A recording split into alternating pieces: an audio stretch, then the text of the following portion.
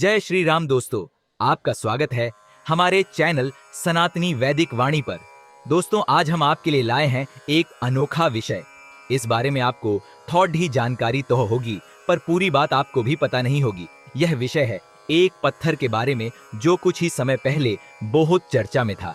दोस्तों, आपने शालग्राम के बारे में सुना तो होगा ही। आज हम उसी की विषय में आपको बताने वाले हैं। इस विषय में सबसे बड़ा सवाल यह है कि क्या शालग्राम शिला विष्णु के निराकार स्वरूप का प्रतीक है?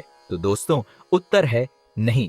हमारे एक गुरु भाई स्वामी जी ने किसी के प्रश्न का समाधान करते हुए जो कहा है, उस पर उन्हें पुनर्विचार करना चाहिए। शिवलिंग और शालग्राम शिला में प्राकट्य और संरचना दोनों प्रकार से बहुत अंतर है। शिवलिंग निराकार ब्रह्म का प्रतीक है, जो ब्रह्मा और विष्णु के अहंकार को नष्ट करने हेतु स्वयं प्रकट हुआ। यह अंडाकार है, इसमें कोई अंग नहीं होता, कोई चित्र नहीं होता। दूसरी ओर शालग्राम शिला साकार विष्णु का रूपांतरण है, जो शंखचूड़ की पत्नी तुलसी के शाप के कारण हुआ।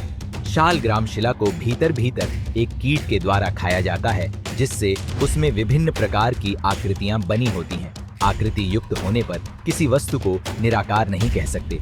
इस प्रकार शालग्राम शिला का पूर्व रूप शाप से पूर्व भी साकार है और शापित रूप शिला भी सावयव अर्थात साकार है, जबकि शिवलिंग का प्राकट्य से पूर्व का रूप भी निराकार है और प्रकट रूप भी अवयवरहित अर्थात निराकार है।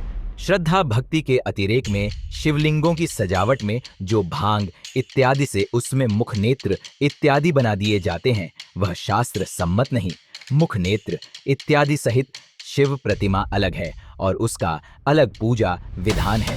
यह प्रतिमा भी उसी शिवलिंग से स्वतः प्रकट हुई थी, साकार उपासना के लिए। शिवलिंग की पूजा में प्रणव AUM की प्रधानता है। शिव प्रतिमा की पूजा में पंचाक्षर मंत्र नमः शिवाय की प्रधानता है। शास्त्रानुसार शिवलिंग के स्पर्श का अधिकार केवल उनको है जिनको प्रणव का अधिकार है, जबकि शिव प्रतिमा के स्पर्श का अधिकार सभी को है।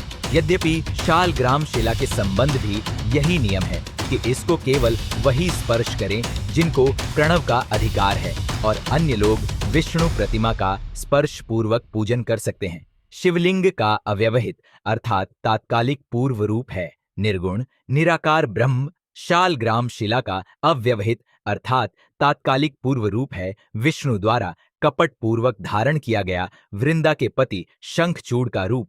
छद्म शंखचूड़ से परिवर्तित हुए शालग्राम शिला अथवा चतुर्भुज विष्णु का, कहिए तो भी सगुण विष्णु से परिवर्तित शालग्राम शिला को निराकार का प्रतीक कैसे कह सकते हैं?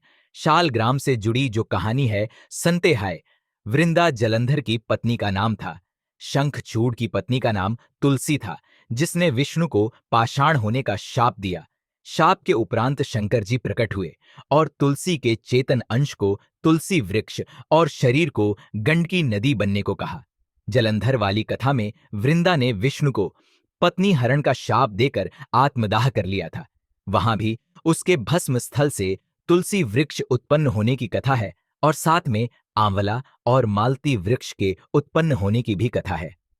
दोस्तों, इसी तरह की और धार्मिक जानकारी सुनने के लिए हमारे चैनल सनातन वैदिक वाणी को फॉलो करें, वीडियो को लाइक करें और कमेंट में लिखें जय श्री राम।